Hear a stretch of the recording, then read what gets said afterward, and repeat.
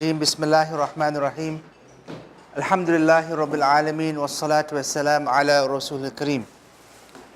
So inshallah, we're going to do quite a number of things today. Today is really a packed day. Amongst the things that we will do is that we will be looking at a little bit on this book by Stephen Covey, which I mentioned to you, but some of you said that you didn't know about it or haven't read about it. So I just wanted to look at that for a few minutes, inshallah, this morning. And then this morning, then Sheikh Hassan will continue with the remainder of Ulumul Hadith and also do something, maybe on something on coherence in the Quran. Then this afternoon is a full workshop with Brother Arif Ali, who will be looking at the whole question of financial management, goal setting, time management. Some of these issues he will be covering, inshallah. And then after that, we'll be looking at, after Salat al-Asr, we will be doing a session on social activism. So it's a full day program. As some of you may have recognized that we've been stopping at Salat al-Maghrib and not continuing after Salat al-Maghrib. Because we felt that it was perhaps going on a bit too late, and to give you a little bit more time so that you can go to Abraham's, you can go to wherever you wanted to get your Kentucky Fried Chicken and everything else, okay? So, so inshallah, I hope that you've been enjoying this, enjoying the nightlife while you've been here in Trinidad. Okay, so this is a book that you should read. Of course, you should read the Quran first, but this is a very important book that if you haven't read it before, you certainly should get your hands on it and read it.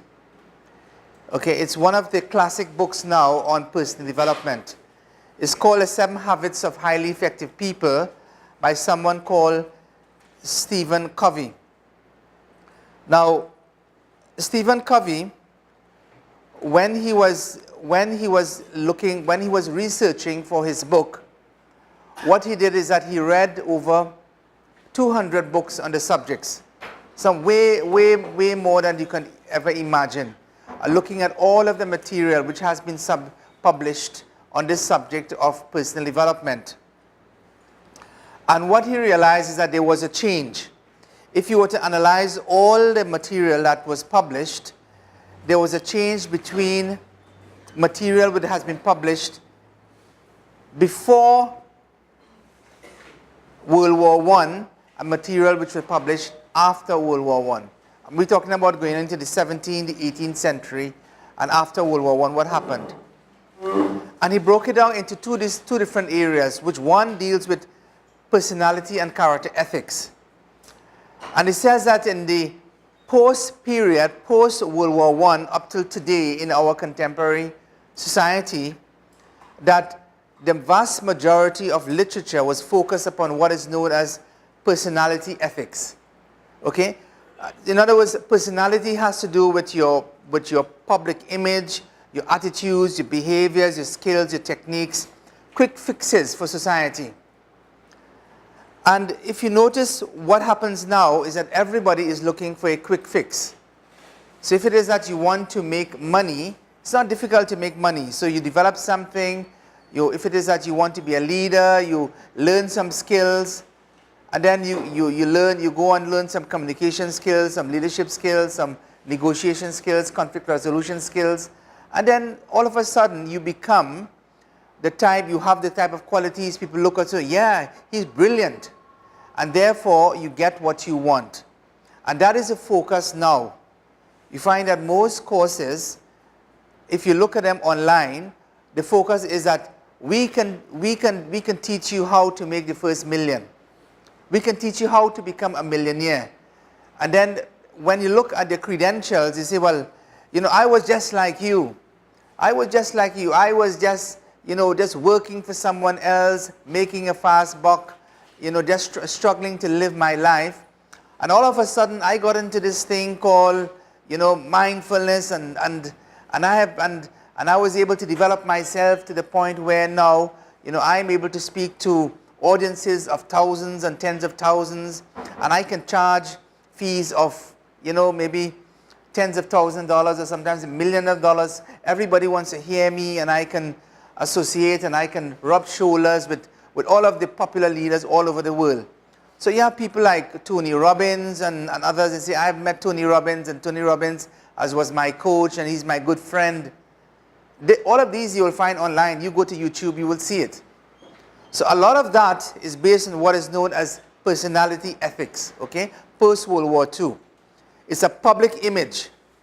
Now, pre-World War I, what you would notice is that the literature which was being published in the world, we're talking here about in the English language, had a lot more to do with your character. So it talked about things like integrity, humility, fidelity. We spoke about the translation of the word albir. And fidelity is perhaps one word which is the closest in meaning, simply because it's about fulfillment of your obligations. It's about a recognition that you have obligations to something and fulfillment of those. So your temperance, your courage, your justice, patience, industry, simplicity, your modesty. So you don't lie, not just what do I want, but what do I want it? Why do I want it? Answering those questions. And that's something which is so important, because if you think about it, post-World War I, we were talking about those qualities that we find in the Quran.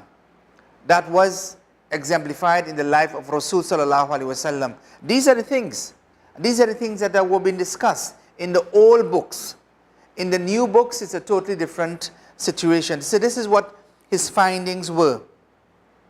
Now, if you think about the two different things now, we're talking about a personality ethic and a character ethic, and what is the difference between them?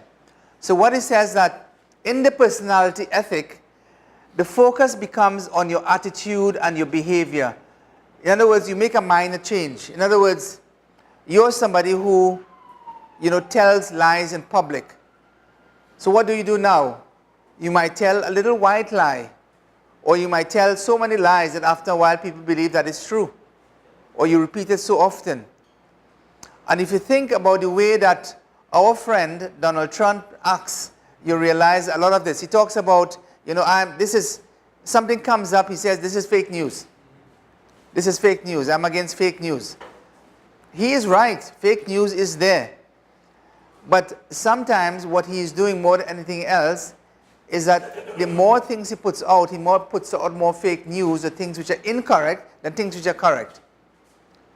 So people become confused.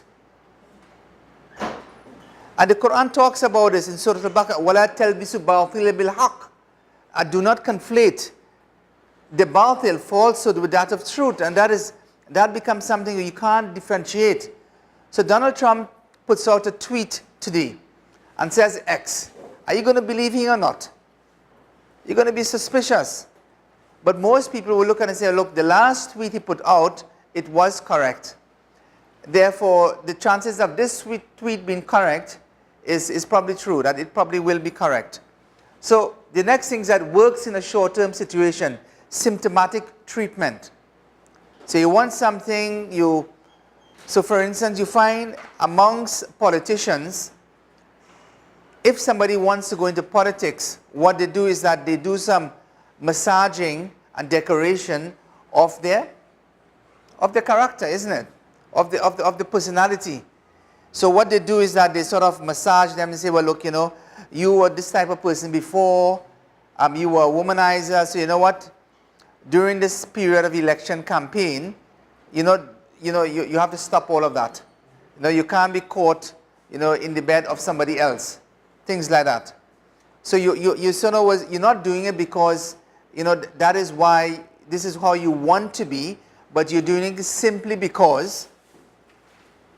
Why are you doing it? Simply because you're doing it with a purpose in mind, that you want to be elected and you want people to have less criticism against you. And similarly, social band-aids that treats only acute problems temporarily. So that's the personality ethic. And that's what we're trying to avoid. If we were to look now at the character ethic, we have that it's about changing the situation first. We have to change ourselves and our perceptions. And this is what Islam is all about. Islam says that we want to change the world. And we look at the ayah of the Quran that we have put here. Verily, God does not change the condition of a people until they change what is within themselves. So firstly, it is about us changing ourselves. So change starts from within. And once it starts from within, inshallah, it will be able to be exemplified and be able to radiate to those around. So it's a significant quantum change. Has personal worth in the long-term relationship. You see, if you befriend someone, it's not because you just want something from someone. And then when you get it, then you say, you're no longer my friend, and off you go. I can criticize you. I can do whatever it is that I like. But it is about developing long-term relationships. Treats the underlying chronic problem. So that's the difference between these two different types of ethic. Now, in the midst of this whole thing, it's something which is called a paradigm shift. He talks about a paradigm shift. So what's a paradigm? Well, a paradigm is commonly used to mean a model, a theory, a perception, an assumption, or a frame of reference. So it's like a map. You can look at something, but the map is not the territory. The map is just what you can see in front of you. And it's about awareness of our own paradigms. Our paradigms, whether correct or incorrect, are the source of our attitudes and of our behaviors, and determine our relationships